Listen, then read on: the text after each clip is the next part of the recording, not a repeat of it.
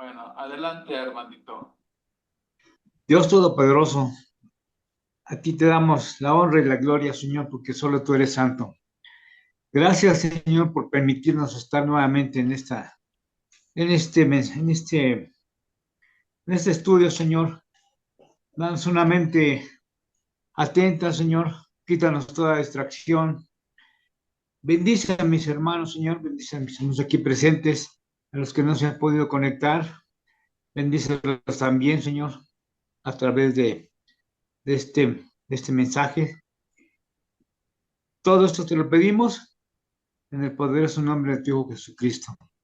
Amén. Amén. Bueno, pues como recordarán, la semana pasada vimos el capítulo 4, las tentaciones del Señor Jesucristo, y vimos también la elección de sus primeros discípulos. Y hoy vamos a ver el Sermón del Monte. Así que, Brendis, te paso el micrófono, el tiempo, y dosifica bien tu tiempo para tener un tiempo de comentarios. ¿Ok? Ok, Pues adelante, Brendis.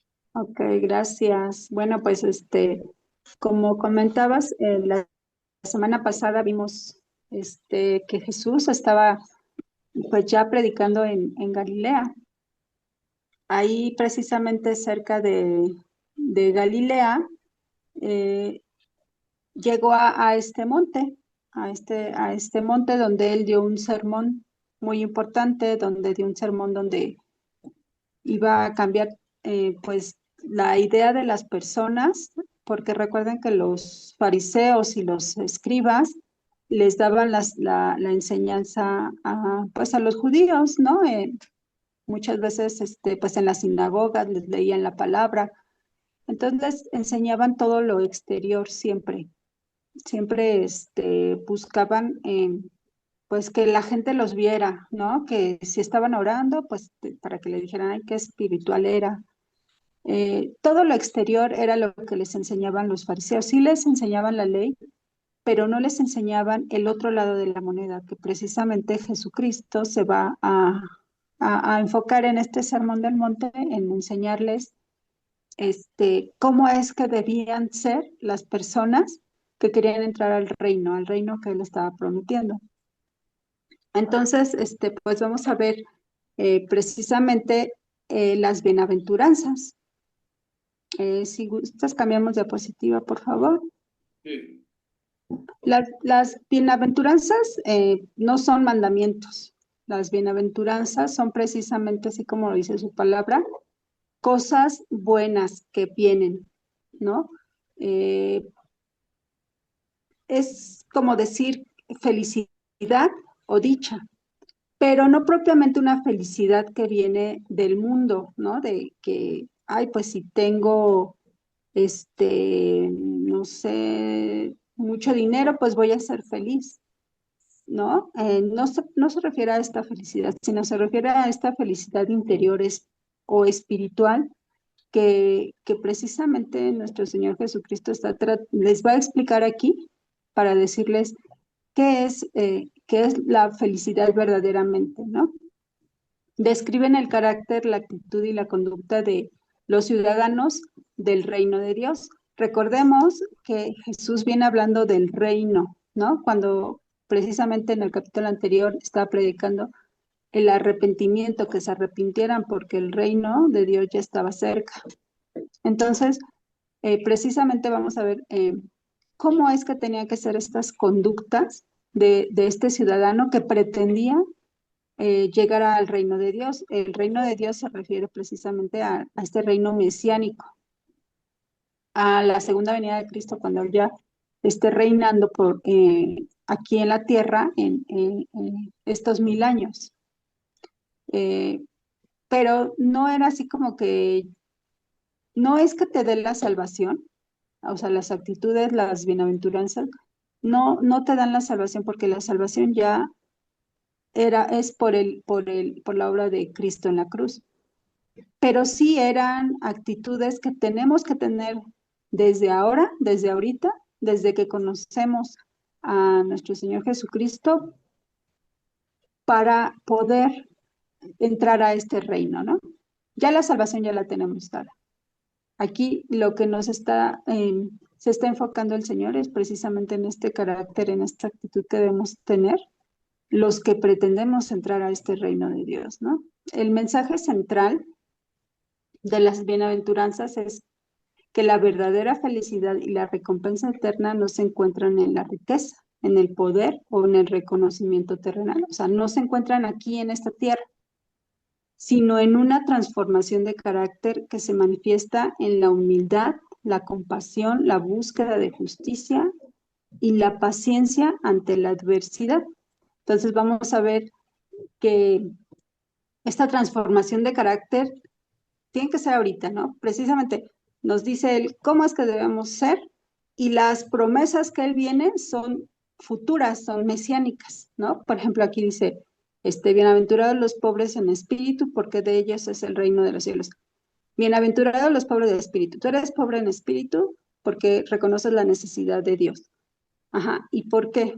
De ellos es el reino de los cielos. Estas son las promesas mesiánicas que son a futuro. No son aquí en la tierra, pero sí van a ser en un futuro, precisamente cuando venga a reinar nuestro Señor Jesucristo con poder y gloria, ¿no? Entonces, bueno, más o menos una idea de lo que son las bienaventuranzas para que ahorita que las estemos viendo, eh, pues más o menos entenderlas y también si gustan aportar también que hayan investigado algo o que a mí me falte, porque la verdad es que es muy extenso, o sea, yo creo que las aventuranzas las acabaríamos en 3, 4 horas y eso si bien nos va, pero la idea aquí es terminar todo el capítulo 5, o sea, verlas así, eh, de la idea central, como dice aquí, pero avanzar rápido para que podamos terminar el capítulo. Entonces, si tienen también alguna aportación, pues yo se los agradeceré mucho. Entonces empezamos, capítulo 5, versículo 1. Dice, viendo la multitud, subió al monte y sentándose vinieron a él sus discípulos, como les comentaba. Él ya venía, ya había recorrido Galilea, ¿no? Ya tenía muchos seguidores. Jesús ya tenía muchos seguidores. No nada más eran los 12, eran muchos. Había varios tipos de seguidores. Los 12 discípulos que Jesús se enfocaba en enseñarles a ellos. Había otro grupo donde eran más de 12, obviamente, muchos más, pero sí seguían las enseñanzas de Jesús, pero no estaban directamente con Jesús. Y había otros seguidores que nada más por pura curiosidad, ¿no? Nada más para ver qué es lo que Dios les iba a dar, si los iba a sanar, si les iba a dar alguna situación. Entonces ellos lo seguían nada más por curiosidad y no, si no obtenían lo que querían, pues se iban, ¿no? Entonces eran seguidores así como de paso. Pero bueno, estos tres tipos de seguidores o de discípulos eran los que Jesús tenía. Entonces aquí vemos que ya tenía una multitud, había mucha gente que lo estaba esperando, que estaba esperando que le diera estas enseñanzas, o bien que lo sanara, o bien alguna situación así, ¿no? Pero entonces dice aquí que él viendo la multitud subió al monte y sentándose vinieron sus discípulos. Cuando se sentaban los maestros de la ley, los que enseñaban la ley, cuando se sentaban es porque iban a dar alguna enseñanza y los que estaban y se sentaban y se ponía gente a su alrededor. Entonces, esta es una señal de que iba a mostrar o iba a enseñar algo, ¿no? En este caso Jesús se sentó como en la sinagoga y iba a enseñar algún pasaje, alguna lectura. Entonces aquí no se esperaban ni los discípulos ni las personas que estaban en ese momento ahí lo que Jesús iba a enseñar, ¿no? Iba a ser como que una revolución para las ideas que ellos tenían, ¿no? Si hubiera redes sociales en ese tiempo, las redes sociales explotarían en ese momento, por lo que va a decir nuestro Señor Jesús. Versículo 2. Y abriendo su boca les enseñaba diciendo, bueno, abriendo su boca, porque Jesús podía enseñar sanando, podía enseñar con su sola presencia, pero en este caso cuando él abría la boca es porque iba a dar alguna enseñanza, algo que tenían que aprender las personas. Entonces por eso dice, y abriendo su boca les enseñaba diciendo, bienaventurados los pobres en espíritu, porque de ellos es el reino de los cielos. Y bueno, vamos a ver tres secciones o tres etapas de estas bienaventuranzas. Las bienaventuranzas, en este caso, del versículo 3 al versículo 5, vamos a ver la bienaventuranza de carácter interno, lo que tiene que ver con el interior para poder tener esta relación con Dios, ser humildes y tener esta necesidad de poder tener esta cercanía con Dios, de poder tener una buena relación con Dios, ¿no? Entonces, en este caso, la bienaventuranza de pobres en espíritu tiene que ver con esto interior. Ajá, los pobres en espíritu, bueno, aquí es reconocer la dependencia total de Dios, saber que uno no tiene méritos propios. Nosotros no podemos salvarnos por nosotros mismos. Entonces, cuando dices que eres pobre en espíritu, es porque estás reconociendo que necesitas de Dios para poder alcanzarlo, para poder tener esta relación con Él. Porque cuando es un orgulloso y soberbio, no puedes reconocer esto, como le pasaba a los fariseos y a los saduceos y a los escribas. Ellos se sentían muy orgullosos de lo que eran. Pensaban que por su raza, por su descendencia, por sus conocimientos, porque tenían mucho conocimiento en la ley. Ellos, incluso los escribas, pues transcribían la ley literal, ¿no? A mano. Antes no había máquinas de escribir y menos computadoras, ¿no? Entonces lo hacían a mano, así a la letra. Sabían mucho, pero ellos se sentían muy orgullosos de eso. Decían que incluso hay un comentarista que dice que era más fácil que un publicano, ajá, creyera en Dios que un fariseo o un escriba porque eran orgullosos. Ellos pensaban que por su sabiduría alcanzaban el reino, ¿no? Pero no, aquí Jesús les está diciendo todo lo contrario. Entonces, imagínense el impacto que tuvo estas bienaventuranzas para sobre todo para los fariseos, para esta gente que no era humilde en reconocer esta dependencia que tiene uno hacia Dios, ¿no? Entonces, eh, la promesa es esta, precisamente dice, ni bienaventurados los pobres en espíritu. ¿Por qué?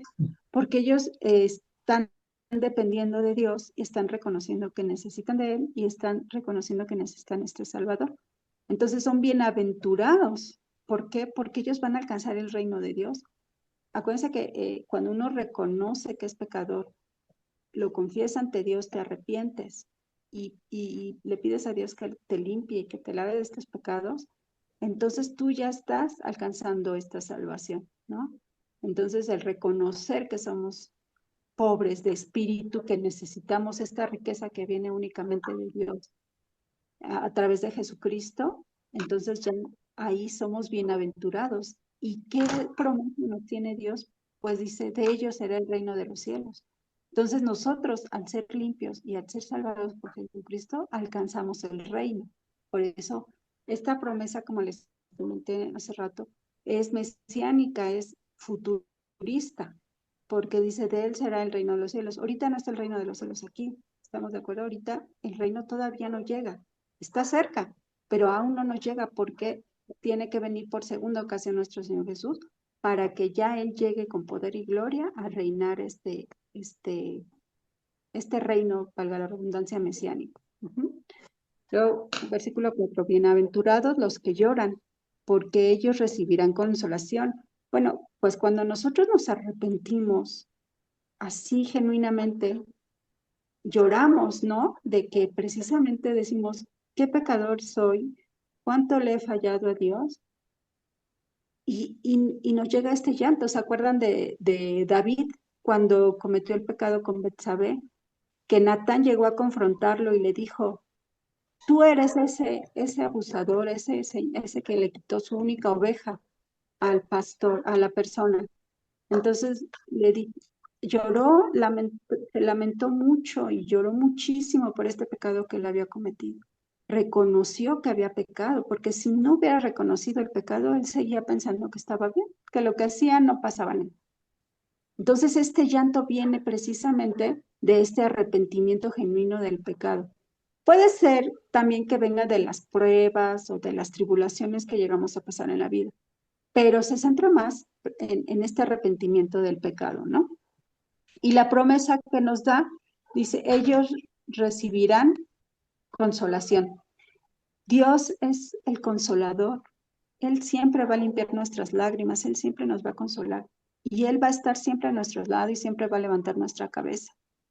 Por eso, cuando lleguemos al reino, vamos a ser consolados. Ahí ya nada nos va a lastimar, nada, en ningún pecado nos va a atormentar, porque ya vamos a estar limpios de este pecado en el reino mesiánico. Versículo 5, bienaventurados los mansos, porque ellos recibirán la tierra por heredad.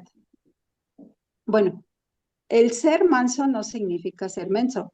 El ser manso significa ser humilde y tener esta fortaleza que controla estos sentimientos de ira, de frustración, de enojo. El ser manso es decir, eh, ¿sabes qué, Señor? Yo soy humilde ante ti y reconozco que tengo ira en mi corazón, pero tú me has dado la fortaleza de ser manso, de ser humilde ante ti. Ajá, entonces, eh, ¿cuál es la promesa que nos está dando? Ellos heredarán la tierra. Entonces, imagínense, ahorita acuérdense que Israel, pues tiene una parte de la tierra que Dios le prometió a los patriarcas, pero no tienen toda. Entonces, cuando esto suceda, los mansos de corazón entrarán al reino y heredarán esa tierra que Dios ha prometido desde un principio, que esa tierra es precisamente en el reino mesiánico. Todas las promesas que aquí nos están dando son de carácter mesiánico. Ajá. La disposición a someterse a la voluntad de Dios también quiere decir manso. Ujú. Acuérdense que nada tiene que ver con los conceptos que el mundo nos da, porque para el mundo ser manso es ser menso, pero para Dios el ser manso es tener esta disposición de someterse a Él, a su voluntad, ser humildes y tener esta fuerza controladora de ira y de enojo, de cualquier sentimiento negativo hacia los demás. Ajá, entonces, estas bienaventuranzas nos están preparando para el reino. Ujú. Nos está enseñando el Señor cómo es que vamos a entrar a este reino. ¿Sale?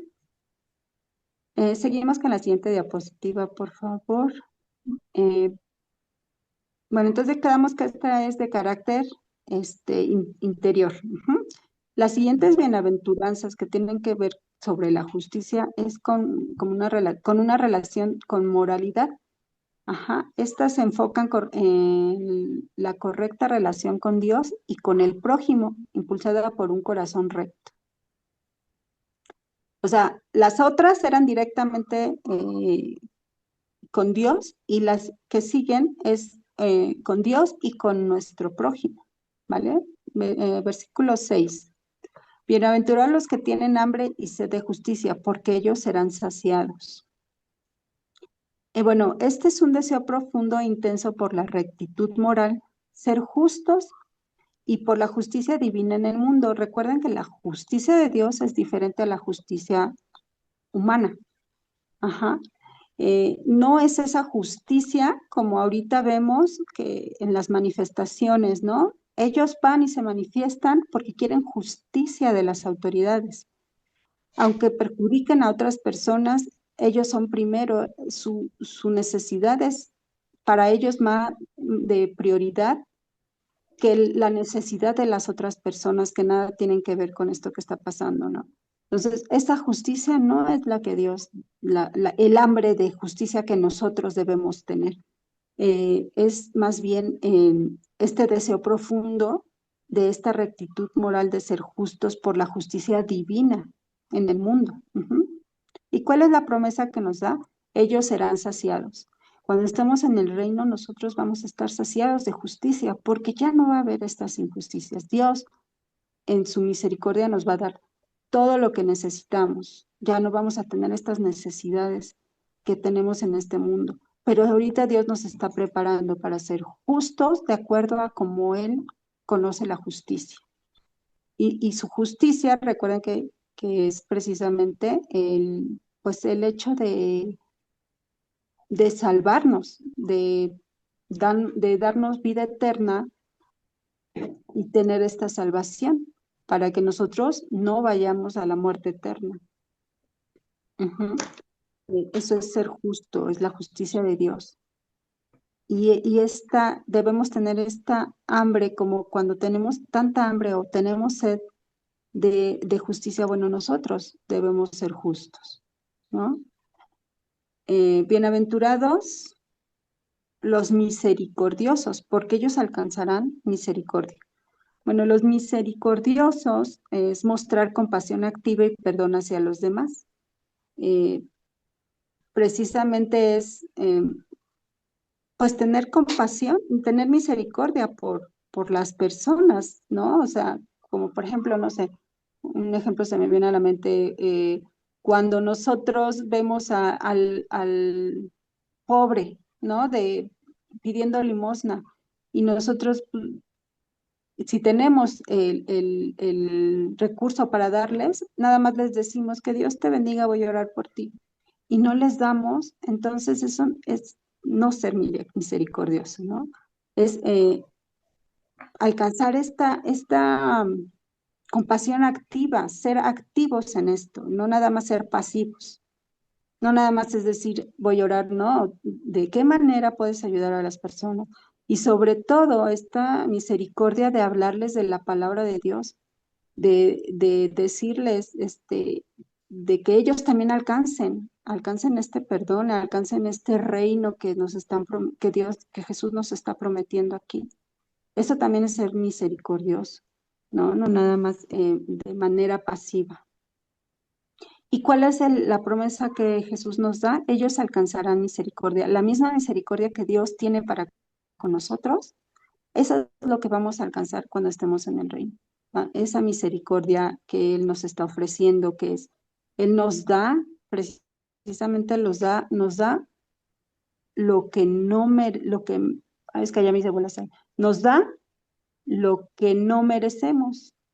¿Por qué? Porque, ¿qué merecemos nosotros por ser pecadores? La muerte eterna, pero Él nos está dando vida a través de nuestro Señor Jesucristo. Esa es la misericordia de Dios. Ujú. Y versículo 8. Bienaventurados los de limpio corazón, porque ellos verán a Dios. Bueno, tener sinceridad y pureza de intención, sin doblez o hipocresía. Bueno, los limpios de corazón es precisamente el no decir las cosas de dientes para afuera, ¿no?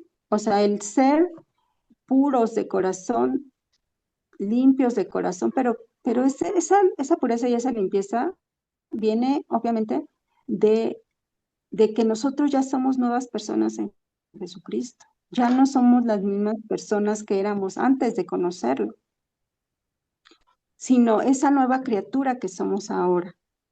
Entonces debemos tener esta pureza de corazón y no ser hipócritas, no ser de doble ánimo. Ujú. Entonces, ¿cuál es la promesa? Ellos verán a Dios. Wow, o sea, esta promesa es hermosa. ¿Por qué? Porque vamos a ver nosotros a Dios cara a cara en el reino. Vamos a verlo a Él eh, como Moisés lo vio. Sabemos que Dios es espíritu, pero nosotros a través de nuestro Señor Jesucristo hemos visto a Dios. Y cuando Él venga a reinar con poder y gloria en esta segunda venida, lo vamos a ver cara a cara. Esa es la promesa que Él nos da. Siguiente diapositiva, por favor. Bienaventuranzas sobre la paz y la persecución. Esta tiene que ver con la relación con el mundo. Ajá. Estas últimas bienaventuranzas describen el impacto del creyente en la sociedad y la reacción del mundo ante este estilo de vida. El versículo 8. Bienaventurado, no, perdón, el 9. 9. Sí, ¿verdad? Ya me Pacificadores. confundí. Sí. Ajá. Bienaventurados los pacificadores, porque ellos serán llamados hijos de Dios. Bueno, no solo vivir en paz, sino esforzarse activamente por promover la paz y reconciliar a otros. O sea, no precisamente quiere decir paz de no hacer guerra, porque recuerden que muchas veces la guerra lleva a la paz, ¿no? Como en el caso de Israel, ¿no? Que está teniendo ahorita guerras, porque ellos están buscando la paz, porque los palestinos pues no han querido darle la paz a Israel. Entonces, no precisamente es estos pacificadores, sino más bien esforzarse activamente por promoverla y reconciliar a otros. ¿Cómo podría ser esto? Podría ser que nosotros cuando vemos ahorita que el mundo no está reconciliado con Dios, ¿estamos de acuerdo? El mundo es enemigo de Dios, porque Él no reconoce todo lo que Dios ha hecho por nosotros. Entonces, reconciliar al mundo es hablarles de Dios, hablarles de Jesucristo, de lo que Él vino a hacer en la cruz para salvarnos a nosotros de la muerte eterna. Entonces, reconciliar al mundo con Dios es hablar de Dios precisamente. Entonces, está hablando de este tipo de pacificadores, ¿no? Que nosotros seamos pacificadores al hablarles de Dios al mundo que está en enemistad con Él. ¿Cuál es la promesa? Ellos serán llamados hijos de Dios. Exacto, porque recuerden que la palabra dice que, que nosotros al reconciliarnos con Dios y al aceptar el plan de redención de que Él nos da a través de Jesucristo, somos llamados hijos de Dios. Él nos da la potestad de ser hijos de Dios. Entonces, por eso es que ahí tenemos esa promesa, ¿no? Y el ser hijos de Dios es que vamos a alcanzar el reino, vamos a llegar a este momento con Jesús. 10. Bienaventurados los que padecen persecución por causa de la justicia, porque de ellos es el reino de los cielos. Los que padecen persecución, de hecho, sabemos que desde el Antiguo Testamento los profetas, al hablar de Dios, los perseguían, los mataban, los maltrataban, los metían a cisternas, se burlaban de ellos. Entonces, sabían que los profetas en el Antiguo Testamento iban a ser rechazados, iban a ser lastimados, ¿no? Iban a tener persecución. Entonces, sufrir rechazo o daño por vivir según los estándares de Dios, esa es una bienaventuranza. Aunque pareciera contradictorio, no lo es porque al final de cuentas estamos haciendo la voluntad de Dios. ¿Y a quién debemos agradar? A Dios, no al hombre. Entonces, así debemos estar enfocados en agradar únicamente a Dios y no al hombre. Entonces, sabemos que el hombre siempre va a estar en pleito con Dios y como nosotros somos seguidores de Dios y predicamos su palabra, pues vamos a ser perseguidos a causa de la justicia. La justicia es precisamente lo que Dios ha hecho por nosotros, el que su Hijo Jesucristo haya muerto en la cruz para que nosotros podamos ser salvos y alcanzar este reino. ¿Cuál es la promesa? De ellos es el reino de los cielos. Exactamente. De ellos es el reino de los cielos. Este reino mesiánico que nos está prometiendo Jesús. Versículo 11. Bienaventurados sois cuando por mi causa os vituperen y os persigan y digan toda clase de mal contra vosotros, mintiendo. En los que vituperan y persigan por mi causa, la persecución que viene directamente por ser seguidores de Jesús. Recuerden todo lo que vivió Pablo, ¿no? Para Pablo, lo perseguían, lo maltrataban. Una ocasión, pues parecía que ya lo habían matado, pero pues de repente, él se despertó. Entonces, sí, solamente Dios puede levantar a muertos, ¿estamos de acuerdo? Pero sí le pegaron tanto que ya parecía que estaba muerto. Incluso lo encerraron, lo encarcelaron, ¿no? Pero para Pablo, el vivir era Cristo y el morir era ganancia. Entonces, esta es nuestra recompensa, ¿no?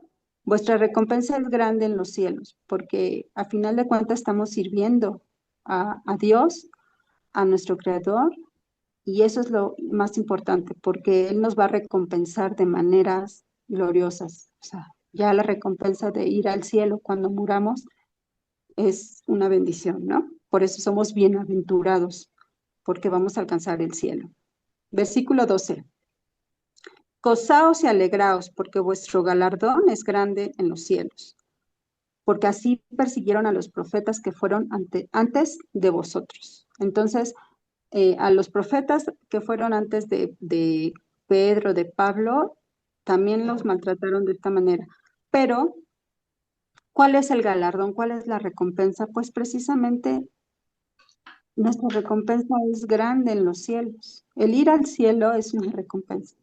Entonces, gracias a Dios, ahorita en estos tiempos, eh, al menos en nuestro país, no somos perseguidos por proclamar la palabra, pero en otros países los maltratan, los secuestran, los matan por predicar la palabra. Entonces, nosotros que tenemos esta libertad, pues damos gracias a Dios y seguimos adelante siendo siervos del Señor.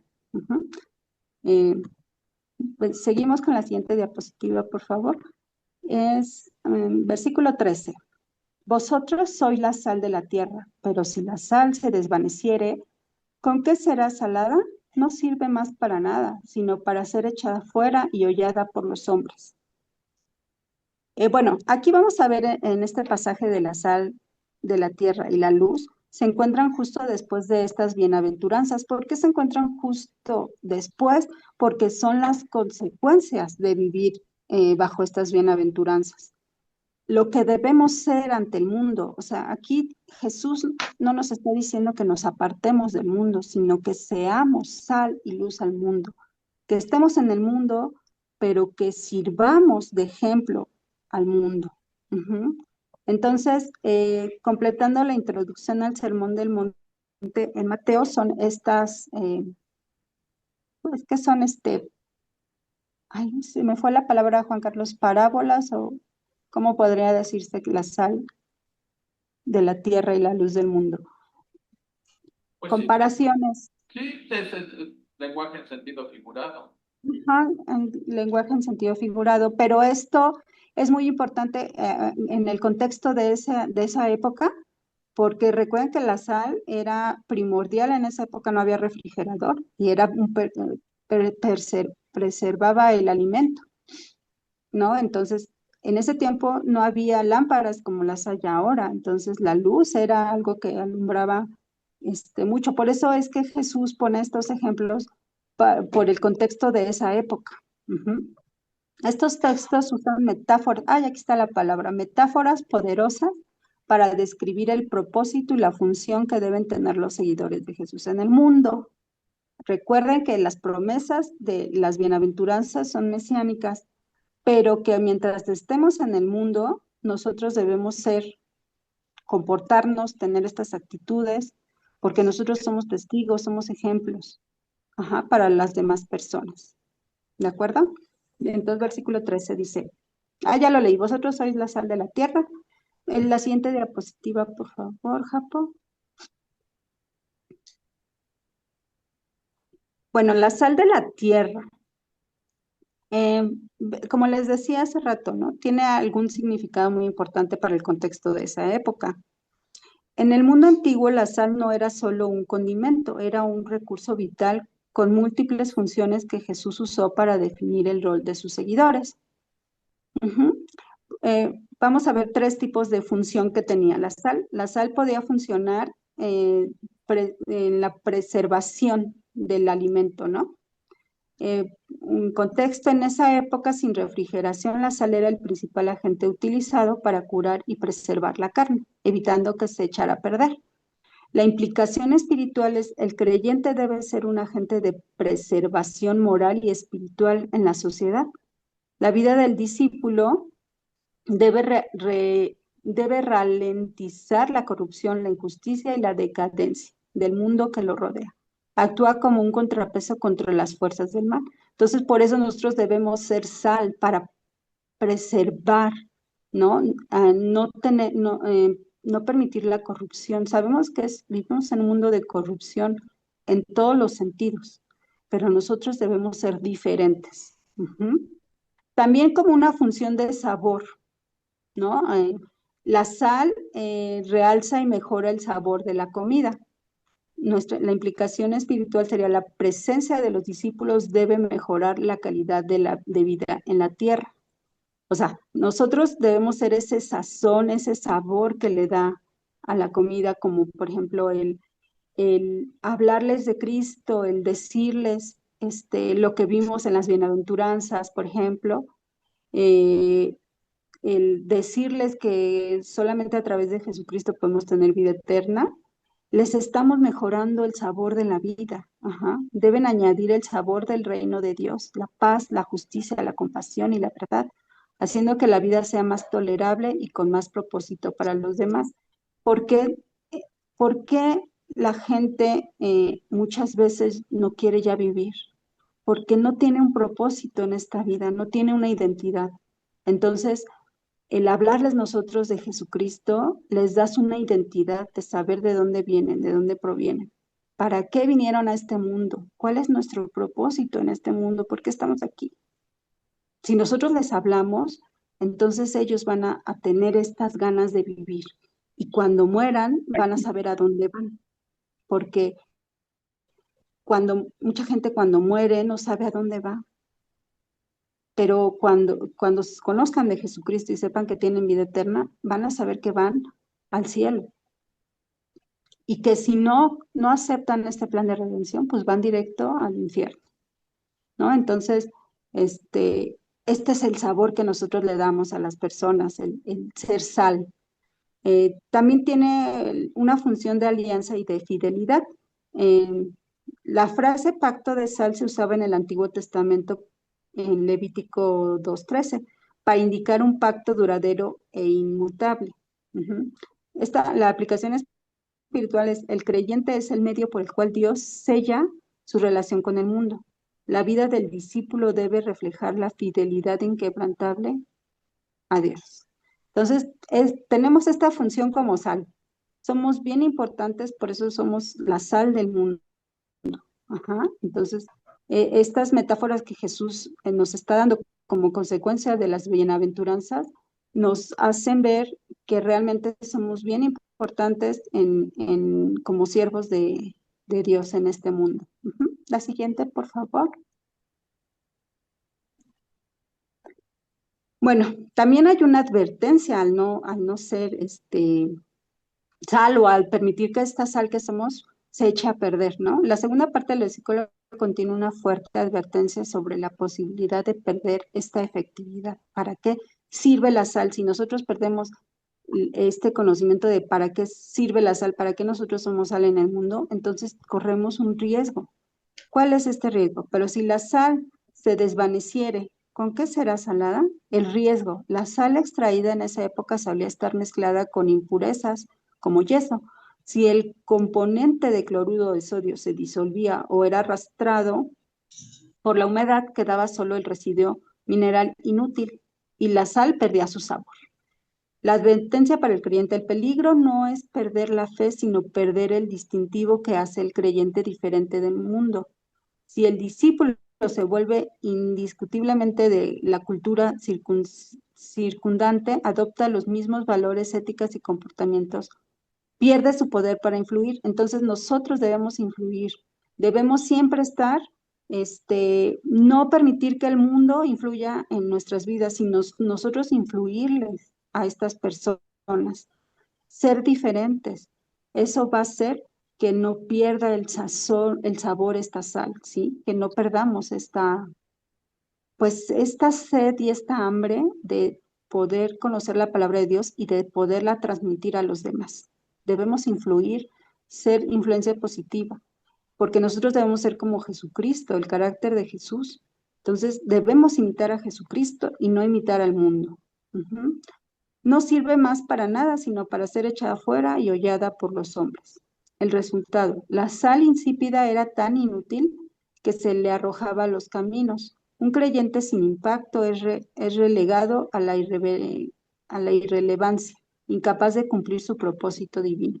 Entonces, si perdemos este sabor, si perdemos este propósito para el cual Dios nos llamó, pues somos incapaces de cumplir lo que Dios nos está diciendo. A final de cuentas, nosotros somos siervos inútiles porque solamente hacemos lo que Dios nos pide. No lo hacemos por nuestro propio beneficio o para darnos gloria a nosotros, sino para cumplir la voluntad de Dios. En conclusión, la metáfora de la sal de la tierra es un llamado a la integridad ética y a la influencia radical. El creyente está llamado a ser un agente de contraste cuyo carácter, forjado en las bienaventuranzas, combate activamente la corrupción y mejora el entorno donde vive. Esa es nuestra función como sal en la tierra. En la siguiente, por favor. Versículo 14. La luz del mundo. Vosotros sois la luz del mundo. Una ciudad asentada sobre un monte no se puede esconder, ni se enciende una luz y se pone debajo de un almud, sino sobre el candelero, y alumbra a todos los que están en casa. Así alumbre vuestra luz delante de los hombres, para que vean vuestras buenas obras y glorifiquen a vuestro Padre que está en los cielos. Bueno, pues la luz del mundo, esta metáfora establece la responsabilidad fundamental del creyente de ser un faro moral y espiritual en el mundo. Tenemos una responsabilidad bien importante de ser luz. Eh, el ser cristianos, siempre vamos a estar bajo la lupa, bajo la luz, porque si nosotros como cristianos hacemos algo que no es correcto, luego van a señalarnos y nos van a decir, ah, ya está, y este es cristiano. Imagínate, entonces seríamos un mal testimonio para, para lo que Dios quiere que seamos. Por ejemplo, los pastores que muchas veces hemos visto y no los juzgamos nosotros, pero mucha gente que no es cristiana los juzga porque dice, ay, este es pastor, imagínate todo lo que está haciendo. No, pues por eso yo ni quiero ser cristiana, porque si así es el pastor, no. Entonces siempre juzgan y señalan, pero nosotros tenemos esta responsabilidad de ser luz, porque lo que nosotros hagamos va a hacer que una persona o bien se acerque a nosotros para conocer la palabra de Dios, o bien se aleje. Entonces, es bien importante que nosotros seamos luz. Ajá. La identidad inevitable.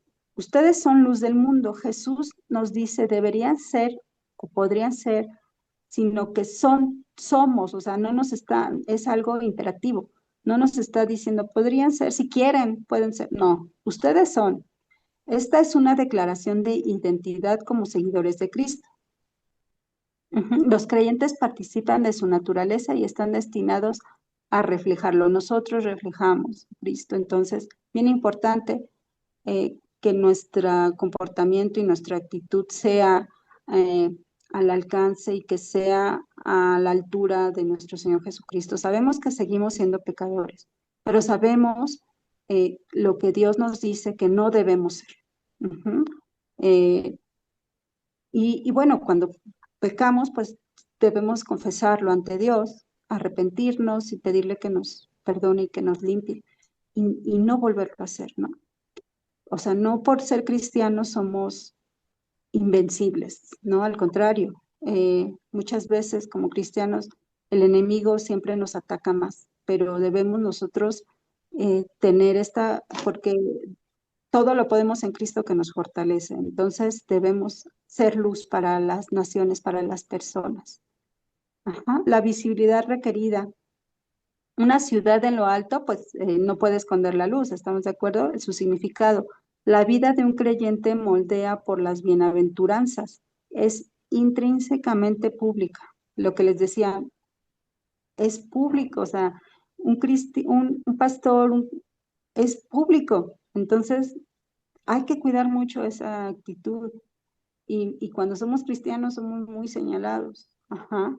La transformación interna que Dios opera en la persona no es un secreto, se manifiesta en acciones, actitudes y valores.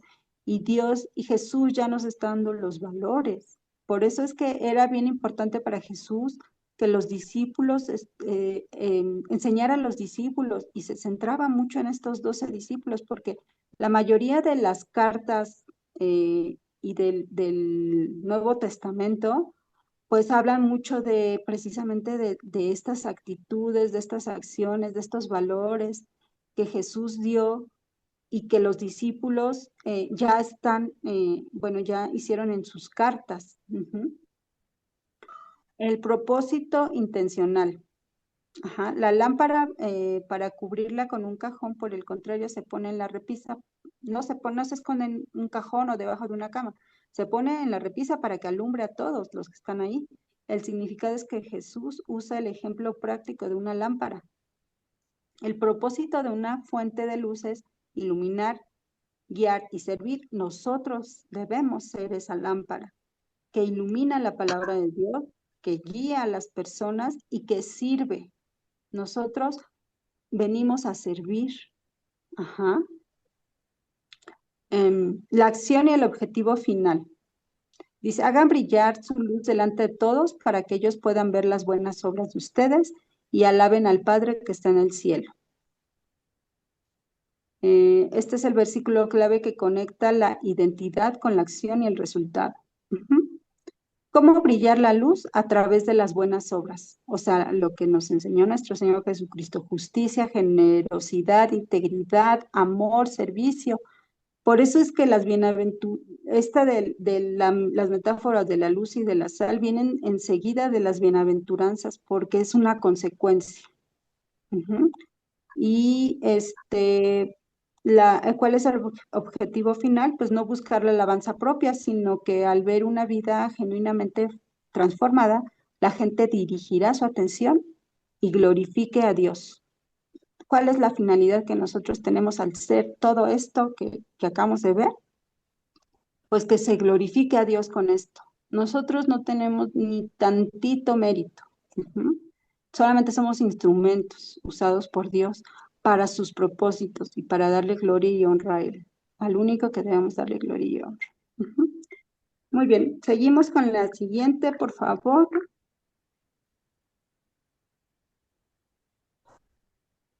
Ok, versículo 17. No penséis que he venido para abrogar la ley o los profetas. No he venido para abrogar, sino para cumplir. Bueno, pues aquí también la consecuencia de las bienaventuranzas, lo que sigue de las bienaventuranzas y las metáforas de la sal y la tierra, por eso Jesús dijo, es que yo no vengo a abrogar la ley, yo vengo a cumplirla. Cada coma, cada tilde se va a cumplir, porque yo vengo a eso, no vengo a que, es que recuerden que los fariseos y los escribas eran así muy estudiosos de la ley, así literal, o sea, ni una coma se les pasaba, ni una tilde se les pasaba. Pero como les comentaba, ellos siempre buscaban el exterior, el que vea a la gente. Pero aquí Dios, Jesús está, por eso dice que Él viene a cumplir la ley, pero porque Él la está viendo espiritual, bueno, le está enseñando espiritualmente desde el interior de nuestros corazones, ¿no? Entonces, obviamente para los fariseos y los escribas, pues esto era un golpe tremendo, ¿no? Tremendo, porque a final de cuentas ellos eran los que llevaban a los judíos, o sea, a la nación, pues sí, porque no estaban bajo los romanos, Entonces, ellos eran los que ayudaban a la gente a leer la palabra, pero no les enseñaban lo que tenía atrás de la palabra, ajá.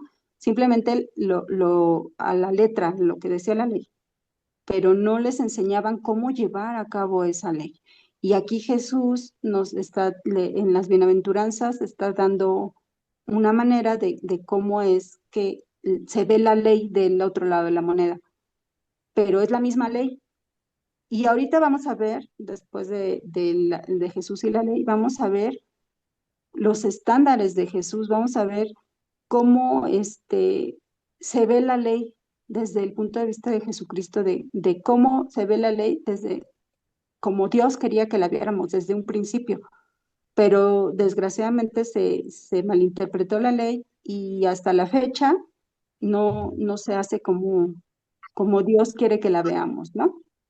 Entonces vemos el propósito de Cristo al cumplirla y no anularla. Jesús declara su postura sobre el Antiguo Testamento, la ley y los profetas. Ajá, o sea, aquí no, él no dice, yo no vengo a cambiar nada, la ley es la ley.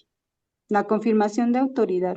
Jesús afirma categóricamente, no piensen que he venido a anular la ley o los profetas, no he venido a anularlos, sino a darles cumplimiento. Porque entonces la gente pues decía, así es la ley. Y luego, ¿cómo le hago? Pues entonces Jesús vino a decirles cómo deben de cumplir la ley, ¿no? El cumplimiento, esto significa que Jesús llenó la ley al obedecerla perfectamente, al cumplir las profecías que contenía y al revelar su intención moral más profundo, que iba más allá de la simple acción externa. Como les decía a los fariseos, puro externo, puro cómo me ven los demás. Pero Jesús aquí vino a buscar nuestro corazón circuncidado, este corazón de carne, de carne que no era, él no quería un corazón de piedra, quería un corazón de carne que respondiera a este llamamiento. La permanencia de la ley. Él enfatiza que la ley es totalmente autoritativa y eterna, pues ni la más pequeña letra ni una tilde de la ley desaparecerán hasta que todo se haya cumplido. Esto subraya la seriedad con que Dios toma su estándar moral. Entonces vemos eh, que los estándares de Jesucristo son muy altos, y que ahorita vamos a ver qué tan altos son y qué es lo que Él quiere que nosotros seamos, ¿no? Versículo 19. De manera que cualquiera que quebrante uno de estos mandamientos muy pequeños y así enseña a los hombres muy pequeños será llamado en el reino de los cielos. Mas cualquiera que los haga y los enseñe, éste será llamado grande en el reino de los cielos. Porque os digo que si vuestra justicia no fuere mayor que la de los escribas y fariseos, no entraréis en el reino de los cielos. Este es el pilar de la enseñanza de Jesús sobre la ley en este capítulo. Les advierto que si la justicia de ustedes no es superior a la de los fariseos y los maestros de la ley, de ninguna manera entrarán en el reino de los cielos. ¿Por qué? Porque los fariseos y los escribas, los saduceos, ¿qué buscaban? Lo exterior. Ellos pensaban que eran perfectos. Ellos no tenían esta pobreza espiritual que nos habló las bienaventuranzas. Ellos no eran bienaventurados porque eran soberbios. Ellos no se humillaban, no tenían humildad. Entonces, por eso dice que si no son superiores, su justicia no es superior a la de los fariseos y los maestros de la ley, entonces no va a entrar en el reino. Efectivamente, porque no están reconociendo su dependencia a Dios. No, entonces el ser orgulloso no me hace ver mis pecados. Entonces nunca van a reconocer que son pecadores. Ellos pensaban que eran perfectos. Ajá, por eso es que les pide que sean más altos, más altos que los fariseos, su justicia. El problema, la justicia de los escribas y fariseos era formal y externa. Se enfocaba en las reglas visibles, eran muy tradicionalistas. Ellos, la tradición era primero que la ley, ¿no? Entonces, eso estaba muy mal porque primero era el tener este corazón o esta pobreza espiritual para poder alcanzar el reino. Y ellos no tenían esta pobreza espiritual. El estándar de Jesús. Jesús exige una justicia que sea radical e interna.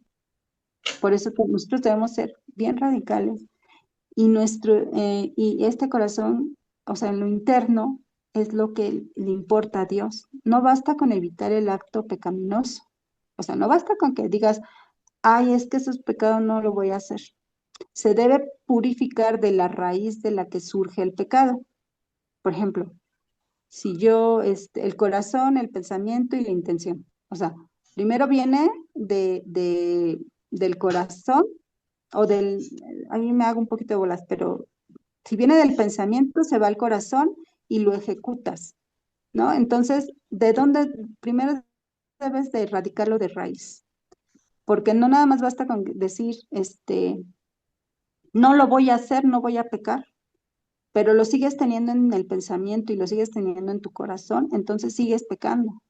Por eso los estándares de Jesús son muy altos, porque eh, mucha gente dice, ay, no, pues sí, por ejemplo, el adulterio, digamos, no estoy cometiendo adulterio, pero volteaste a ver a esta persona con deseos lujuriosos, ya estás adulterando.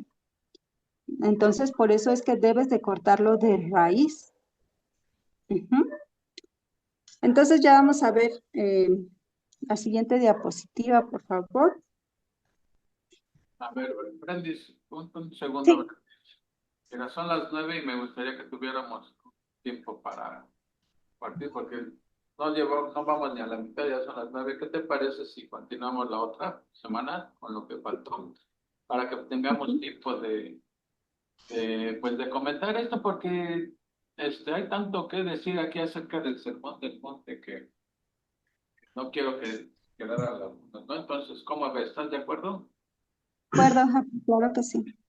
Al cabo que no vamos contra el reloj, tenemos más tiempo que vida, así que yo veo al Martito muy ansioso por participar, así que pues vamos a hacer comentarios al respecto. Si tú tienes algo, Armandito, pues adelante, o el que quiera compartir algo, sí, o ayuda en todo, porque de por sí esto es algo complicado, ¿no? Sí. Adelante.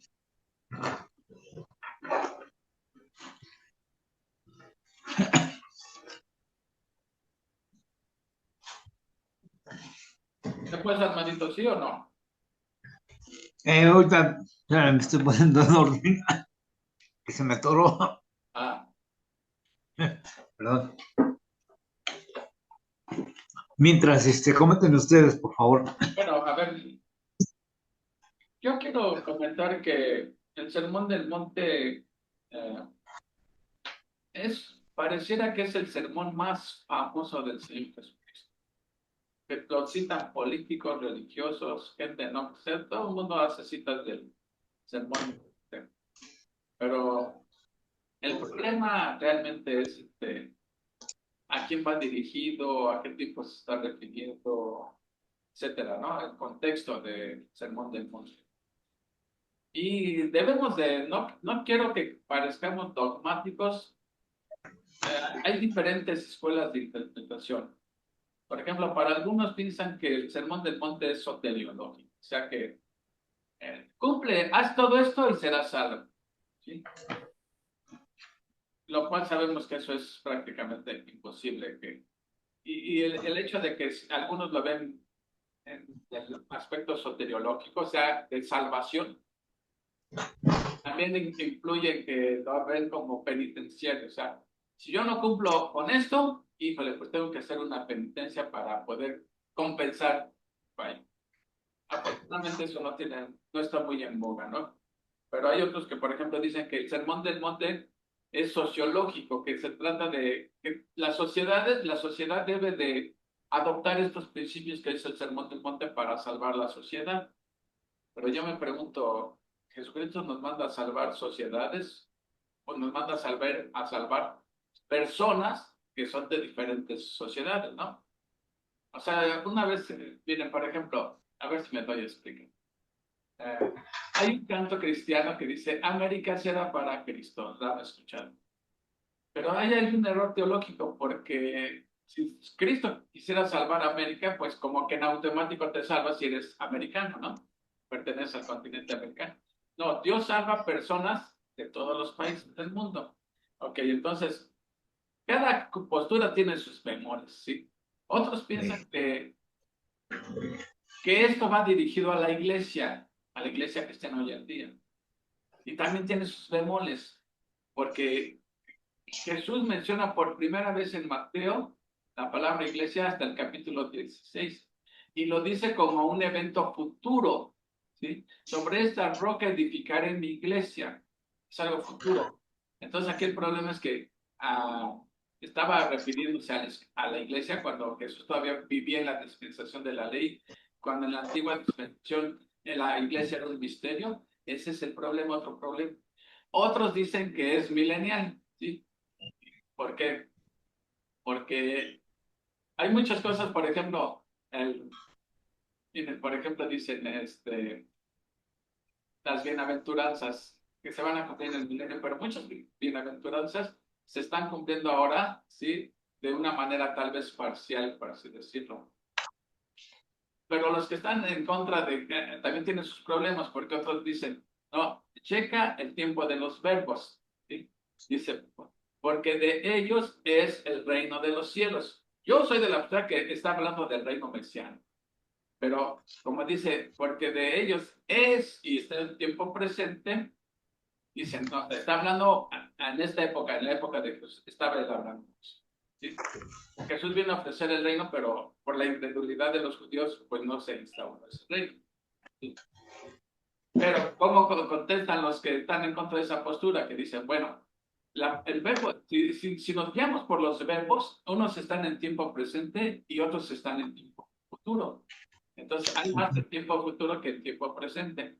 Pero, y los que están en tiempo presente, eso se le llama una prolepsis. O sea, algo que se dice como si ya fuera, pero que aún no ha sucedido. Es un presente con sentido futurístico, ¿sí? Bueno, tiene sus bemoles también eso, ¿no? Y por eso no quiero entrar en controversias porque hay diferentes escuelas de interpretación. Otros dicen que, por ejemplo, está hablando de algo provisional o anticipatorio de expectativa, ¿sí? Y piensan que todo esto es, por ejemplo, en la tribulación, porque, por ejemplo, los que están en contra de que es en el milenio, dicen, si en el milenio estamos viviendo a justicia perfecta, ¿cómo es que va a haber gente que va a ser perseguida por ser piadosa? Entonces está medio complicado el asunto. Entonces yo no quisiera que caigamos en un dogma, decir, no, la que aquí se está diciendo esa es la buena. No, hay opiniones y bueno. Pero lo que sí podemos saber es que aquí hay muchos principios, cosas que debe de ser el ejemplo a seguir por nosotros la parte de la iglesia. No quiero que nos metamos en Honduras, ¿sí? Porque este ha sido el debate de los teólogos, y teólogos muy buenos, de una escuela tanto como de otra, ¿sí? Entonces, en lugar de entrar enfrascarnos en esa controversia, ver qué cosas podemos aprender. Como que aquí hay el modelo a seguir para nosotros, ¿no? Ahora, porque hay otras cosas que, por ejemplo, dice, al que te pida, dale. Bueno, si es un empresario cristiano y le están pidiendo, queremos esto, queremos lo otro, pues seguramente que va a ir a la quiebra, ¿no? Entonces, hay que ver en dónde está aplicando, dónde no aplica, no sé, por eso les digo, es algo complicado, ¿sí? Por eso, dejando eso y otro comentario que tengo aquí es que, ¿cómo comienza la salvación? El versículo es el de los pobres de espíritu. Yo creo que eso es clave para entender lo que está diciendo Jesús. Como dijo Brendis, básicamente Jesús se está enfocando en el carácter de sus siervos, en el carácter. Y se la está echando a los fariseos porque ellos se enfocaban únicamente en la conducta externa, aunque por dentro estuvieran bien podridos, lo que contaba era la apariencia. Y es terrible aparentar algo que uno no es en realidad, y ese era el problema. Entonces, dice, los pobres de espíritu. Los pobres de espíritu son los que reconocen que están en bancarrota espiritual, que no hay nada, ni un mérito, ni un gramo de mérito que los haga merecedores del favor de Dios, nada. Entonces, así es el primer paso para la salvación. Eso es la mayor necesidad que tiene el pecador de reconocer que no puede hacer nada, absolutamente nada para ganarse el favor. Aunque se vaya a bailar a Charma, no importa lo que haga, no le da ningún mérito delante de Dios. Ahora, ¿por qué? Porque lo que necesitamos es la justicia de Dios. De la justicia de Dios. Pero ¿cómo siendo nosotros pecadores podemos tener la justicia de Dios? A mí se me ocurre un ejemplo así, a ver si me puedo dar a explicar. Imagínate que te invitan a una fiesta y dicen, es de etiqueta la fiesta. O sea, si no vas de smoking no te dejan entrar. Pues te pones tu smoking y todo, ¿no? Entonces, hagan de cuenta, aquí somos invitados al reino de los cielos, al reino de Dios, como le quieran llamar. Necesitamos tener la ropa adecuada para entrar a las bodas del Cordero. Necesitas la ropa adecuada. ¿Cuál es la ropa adecuada? Pues la justicia de Dios. Que Dios nos envuelva o nos cubra con su justicia perfecta, con los méritos de Cristo. Pero nosotros no podemos adquirir esa ropa, ¿sí? Es inalcanzable para nosotros. Pero Dios, esa es la doctrina de la imputación. Dios cuando tú pones tu fe en Jesucristo como único y suficiente Salvador, Dios te imputa o te pone a tu cuenta los méritos de Jesús. O sea, te comparte de su ropa para que estés bien vestido, presentable para poder entrar. Y tus pecados son puestos o imputados en la persona de Jesucristo, que muere cargando con nuestros pecados. Eso es lo que enseña la Biblia, ¿sí? La justicia de Dios, Nicayos, tiene más acepciones, pero básicamente la justicia que nadie entra al cielo si no está revestido de la justicia de Dios. Ahora, otras cosas que mencionaste, breves, porque aquí voy haciendo mis apuntitos de lo que voy oyendo. De misericordia y gracia. Y creo que querías poner el ejemplo de Warren Wilson, ¿no? Pero es muy sencillo aprenderse esto, las definiciones. La misericordia es Dios no me da lo que merezco. Gracia es Dios me da lo que no merezco. ¿Cómo aplica esto a la salvación? La misericordia de Dios, ¿cómo se manifiesta? Dios no me da lo que merezco. ¿Qué es lo que merecemos nosotros? La Biblia lo dice. La muerte. Porque la paga del pecado es muerte. O sea, si Dios nos manda al infierno a todos, sí, no está cometiendo ninguna injusticia porque eso es lo que merecemos todos. La Biblia es muy clara. La paga del pecado es muerte. Pero en cambio, en vez de hacer eso Dios, ¿sí?, me da lo que no merezco. ¿Qué es lo que no merezco? Pues la vida eterna, ser coheredero con Cristo, en fin, todas esas bendiciones de las que habla en Romanos, ¿sí? Todas esas bendiciones no las merecemos y sin embargo nos dan. Entonces, eso era lo que quería aclarar de misericordia y gracia. Luego hablaste de los pacificadores. Bueno, es que hay tanto que comentar en esto. Los peacemakers, hay un libro que se llama Peacemaker, de los pacificadores, y habla debemos de pacificar a la gente. O sea, nosotros estamos en paz con Dios porque justificados pues por la fe tenemos paz para con Dios. Pero que eso se debe de manifestar a diferentes niveles. Por ejemplo, si tú tienes, y esto es un ejemplo mío de la vida real, tengo dos hermanos que se están peleando por una casa que no vale nada la casa en realidad, es una casa pequeña y todo, ¿sí? Se están peleando por eso. Y yo lo que hago es trato de poner la paz entre ellos, trato de poner la paz entre ellos. Incluso les he dicho, digo, recuerda lo que Dios hizo con Abraham, deja que Lot escoja la tierra, déjalo, ¿sí? Y el que escogió la tierra fue Lot. ¿A quién bendijo Dios? Abraham, porque dejó que Dios escogiera por él. Entonces yo trato de poner la paz siempre, y más cuando son mis hermanos, ¿no? Mis hermanos, trato de poner la paz entre ellos. Que no me hagan caso, bueno, eso es otro cantar, pero yo trato.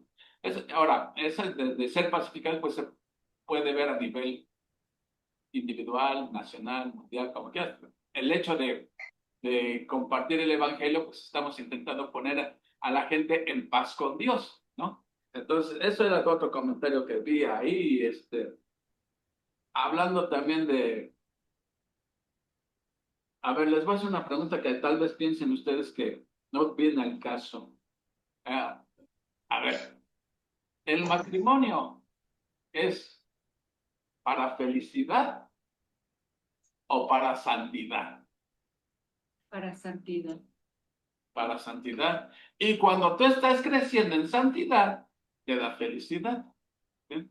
Pero Dios uno de los propósitos del matrimonio de Dios es fomentar nuestra santidad. Por eso no es bueno que el hombre esté solo. ¿Sí? Entonces debemos, porque si alguien dice, no, el matrimonio es para felicidad, va a decir, ay, no, es para santidad. El propósito del matrimonio es tu santidad y el matrimonio ayuda a crecer en santidad. Ahora, otra cosa que decías, Brenda, de la luz del mundo, de la sal y todo eso, pues siempre lo comparo yo como con un barco. Imagínense un barco, un transatlántico, que se le forma una fisura en el casco, ¿sí? ¿Qué va a pasar con el agua? Va a empezar a introducirse poco a poco, hasta que lo hunda, ¿sí? Bueno, Jesús dijo, Padre, no te pido que los quites del mundo, sino que los guardes del mal. Entonces, sí, cuando un cristiano está coqueteando con el mundo, es como el barco que se le ha hecho una fisura y se empieza a penetrar el mundo, hasta que comienza uno a hacerse amigo del mundo, termina salvando el mundo y después, ya se me olvidó, conformándote al mundo, ¿ok? Entonces, eso es lo que... Y luego también, ah, aquí apunté, ahorita nosotros somos así, ahorita en esta, incapaces de pecar, ¿sí o no? Perdón, somos incapaces de no pecar, incapaces de no pecar. Una persona natural, no cristiana, es incapaz de no pecar. El cristiano es capaz de no pecar, capaz de no pecar, porque ya tiene la ayuda del Espíritu Santo. Y cuando estemos en nuestros cuerpos glorificados, seremos incapaces de pecar. ¿Sí? Y algo que decías del pensamiento y del corazón, Brent, dices, me recordaste el proverbio ese que dice, porque tal es su pensamiento en su corazón, tal es él. O sea, realmente lo que hay en el corazón, en los pensamientos, eso es lo que somos nosotros. Cada quien, tal es su pensamiento en su corazón, tal es él. ¿Sí? Entonces, eso era, no sé qué otro comentario tenía por aquí. Algo sobre la sal. Las metáforas que utilizaste, Brendis, eran correctas, sí. Pero hay otro uso. Dijiste, por ejemplo, que es un preservador. ¿Sí? De hecho, un ejemplo clásico es el bacalao. Lo pescan durante todo el año. Imagínate para diciembre cómo estarían ya. ¿Cómo le hacen para conservarlo? Pues lo retacan de sal. ¿Por qué? Porque la sal deshidrata, ¿sí? Y no puede haber gérmenes porque no hay agua. O sea, lo deshidrata todo. Por eso hay que ponerlo a desalar 2, 3 días. ¿Eh? Entonces es un preservador. Es un sazonador también la sal. Cuando a la comida le falta sal, pues dices, ay, esto está muy insípido. Y ya agarras tu puñito, bueno, puñito, pellizquito de sal y ya mejora el sabor. Pero hay otra cosa bien importante que esa no la mencionaste, Brett, que la sal, cuando comes cosas muy saladas, ¿qué sucede contigo? Bueno, y la consecuencia de la deshidratación, ¿qué es? ¿Qué sientes? Sed, sientes sed, ¿ok? Entonces, cuando dice que somos la sal del mundo, una de sus funciones es que la gente tenga sed por su palabra. Al ver el comportamiento correcto del cristiano, es como si les estuvieras dando sal, les va a provocar sed. Ay, él acaba de sufrir una tragedia y lo veo con tanta paz. Él no se enoja de cualquier cosa, él mantiene la calma, o sea, empieza a manifestar los frutos del Espíritu. Entonces, a él le llama la atención, está despertando su sed. Entonces, por eso son muy buenas esas ilustraciones de la sal del mundo, por las dos cosas que dijiste. No, creo que hasta mencionaste 3 tú, pero bueno, la de despertar la sed no la comentaste o al menos no la escuché. Y la luz del mundo, pues esa no tiene mayor problema. Si se nos va ahorita la luz, pues no te paras, te andas tropezando y todo, pues Jesús es el que alumbra tu camino, etcétera, ¿no? Bueno, esos eran los que yo quería comentar con ustedes. De la ley, a ver, pues dime, de la ley que... hasta el 20. Bueno, es que sí también desde lo de la ley, pero es que esto sí lo comentó, de que los fariseos creían que por cumplir la ley estaban bien en su relación con Dios. Entonces Jesús le dice a las multitudes, o sea, a los fariseos y escribas los tenían por los superhéroes de la espiritualidad. Jesús le dice a la muchedumbre, si su justicia no es mayor que la de ellos, no entrarán en el reino de Dios. ¿Sí? Entonces, porque la justicia de los fariseos, o sea, su vestimenta para entrar al reino de Dios eran sus obras. Isaías dice que Dios ve nuestras obras como trapos de inmundicia. Ya les he explicado que es trapos de inmundicia. Entonces, necesitamos deshacerte de toda esa ropa sucia y ponerte la ropa adecuada, que es la justicia de Dios. Los méritos de Cristo aplicados a ti. Entonces, ¿qué pensarían la multitud? Uy, pues si ellos son los campeones de la espiritualidad y necesitamos ser mejores que ellos. Mejores que ellos en el sentido de que acepten que están en bancarrota espiritual y que se dependen de la misericordia de Dios.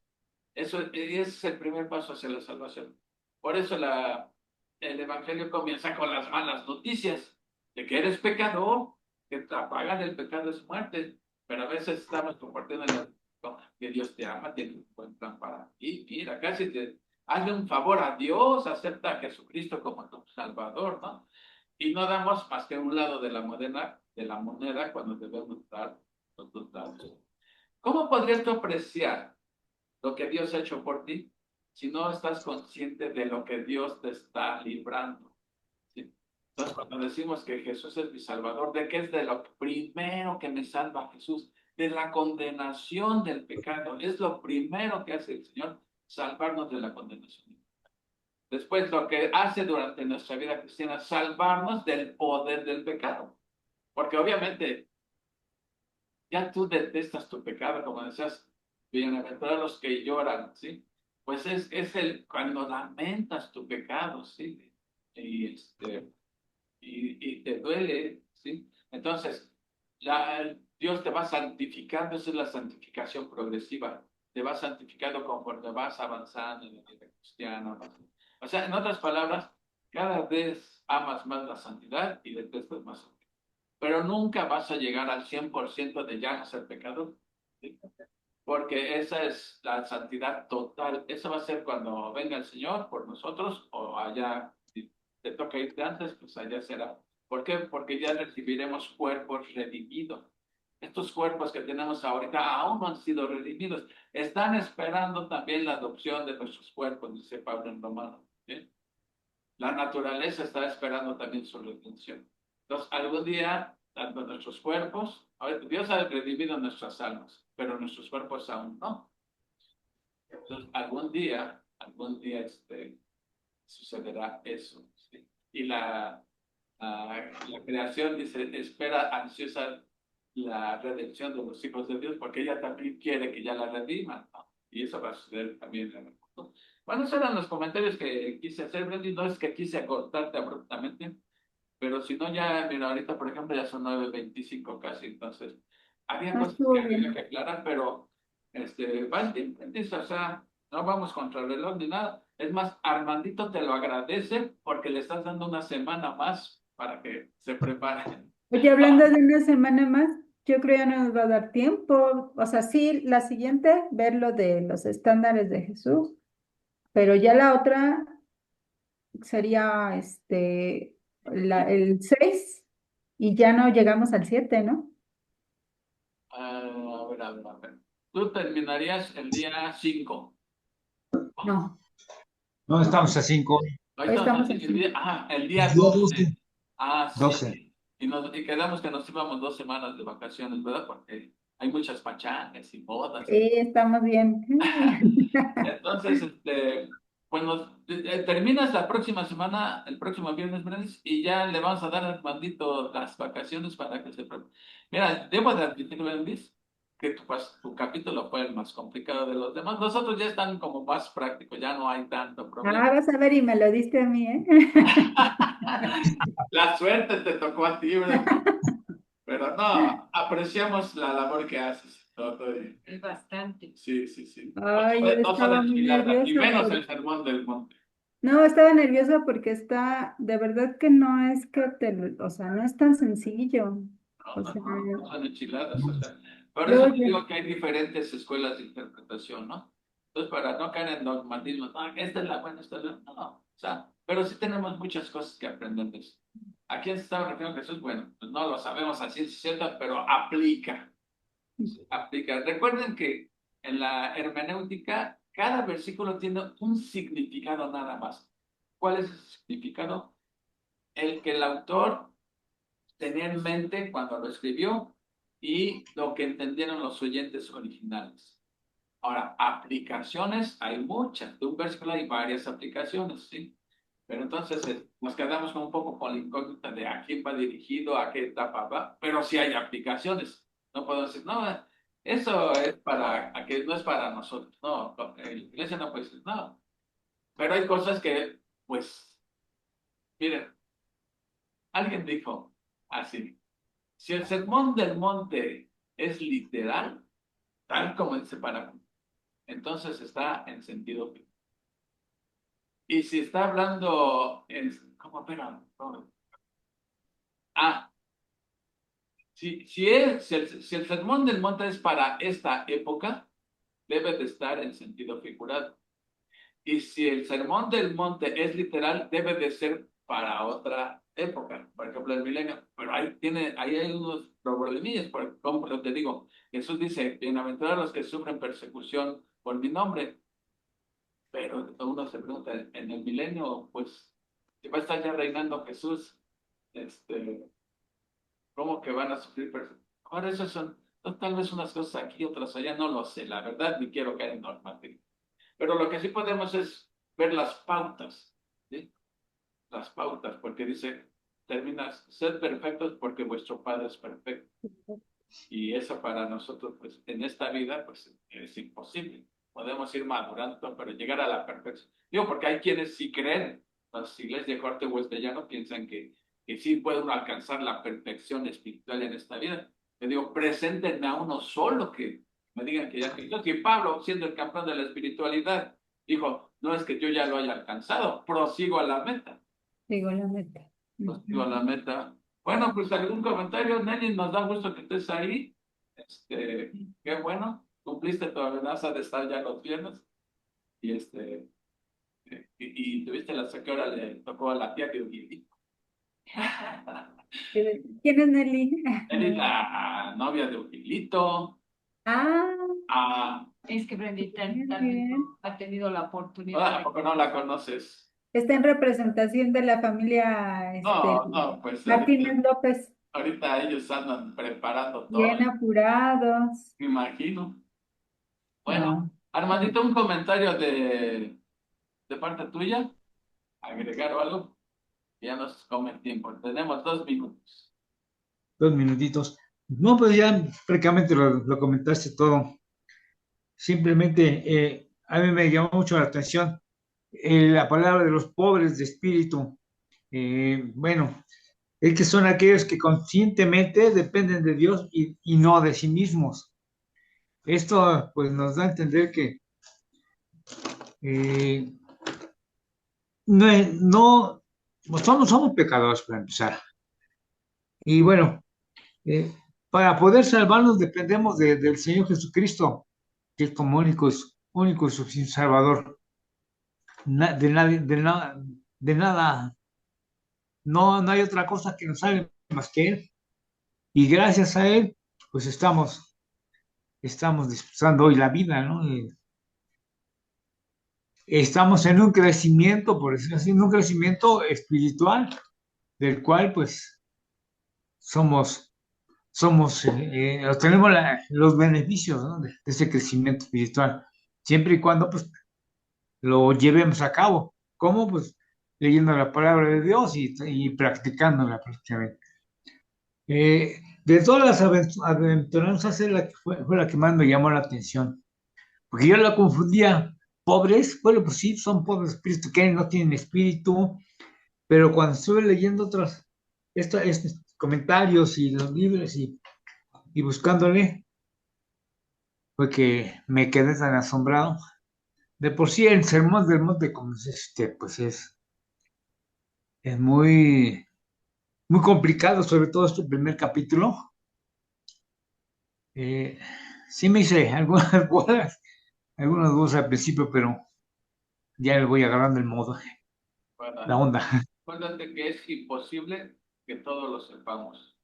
Si hubiera alguien que lo sepa todo, pues entonces es como Dios, lo sabe todo. Entonces hacemos nuestros pininos, ahí humildemente. Es que bueno, Brendis, pues muchas gracias, Brendis, por Gracias a la ustedes. participación. Terminamos el próximo viernes. Cuando me dijiste que lo íbamos a terminar, yo dije, caray. Sí, por eso me iba rápido, porque, Era tu intención, pero no, había que ir poniendo los cimientos bien, ¿no? claro, Pero estuvo Pues bien.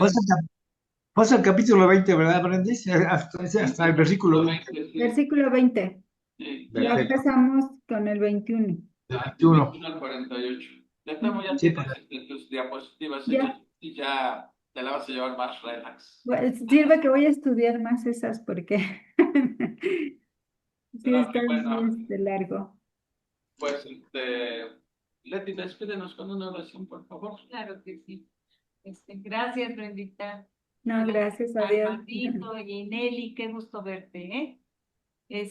Yo nada más quería comentar rapidísimamente que entonces este capítulo de las bienaventuranzas, como decías tú, es un preparatorio, una capacitación para cuando estemos con Él en la eternidad, ¿no? Porque pues aquí será imposible cumplirlas, ¿no? Imposible, aunque ya tenemos al Espíritu Santo, pero aquí yo estoy confundida respecto, como decía Juan Carlos, es para cristianos, y yo tenía la duda también de que Cristo aquí todavía no había ido a la cruz, ¿verdad? Entonces, también tengo ese tipo de dudas, pero bueno, ya ahorita ya es tarde, y solamente decirles que lo que me gustó fue que debemos de ser pacificadores, debemos reconciliar a los que están en pleito, los que están con rencor, con odios. Debemos, si nos llegan a comentar algo, pues tratar de reconciliarlos, primero con Dios y luego con la persona que estén molestos, ¿no? Vamos a Oye, ver. pero Oye, las palabras es no intentar apagar el fuego con gasolina. No, no, porque a veces, muchas veces, un ejemplo, si gustan, absurdo, ¿no? Cuando vienen y te dicen, es que mi esposo, y lo otro, pues hazle lo mismo. Ese no es el papel de un hijo de Dios, de un cristiano, sino al contrario, siempre debe prevalecer el perdón, la gracia. ¿Eh? Bueno, vamos a hablar. Padre Celestial, pues no a nosotros, Señor, no a nosotros, sino a ti sea la gloria y la honra por medio de nuestro Señor Jesucristo. Gracias, Señor, por el Espíritu Santo que mora en nosotros, es nuestro guía, es nuestro consolador, Señor, que es nuestro Maestro. Gracias, Señor, ilumínanos, Padre, para que podamos discernir tu palabra, Señor, conforme a tu verdad, conforme a tu mensaje, Señor, y que podamos encontrar muchas aplicaciones, Padre, como lo comentó Brenda y Juan Carlos, Señor, que podamos llevarlas a cabo.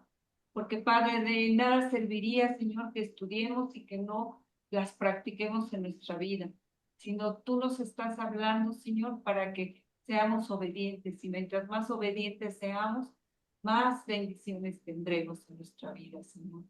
Gracias, gracias por este tiempo, gracias por mis hermanos en Cristo que tomaron el tiempo, Señor, para dártelo a ti, Señor, y que tú seas glorificado en todo, no nosotros, sino tú, Padre mío. Gracias, acompáñanos en esta noche, que tengamos sueños reposados, Señor, y que nuestra confianza crezca cada día más. Todo esto te lo pedimos y agradecemos en el precioso nombre de Cristo. Amén, Señor. Amén, amén. amén. Bueno, Amén. pues, si Dios no dispone otra cosa, nos vemos viernes 12 y ya nos vamos de vacaciones, 2 semanas. ok. Gracias por su tiempo que se tomaron. Mañana nos vemos, Brendis, Primero Dios, si manita, ya Dios lo quiere, estamos, ¿eh? ya estamos bien puestos. Sí,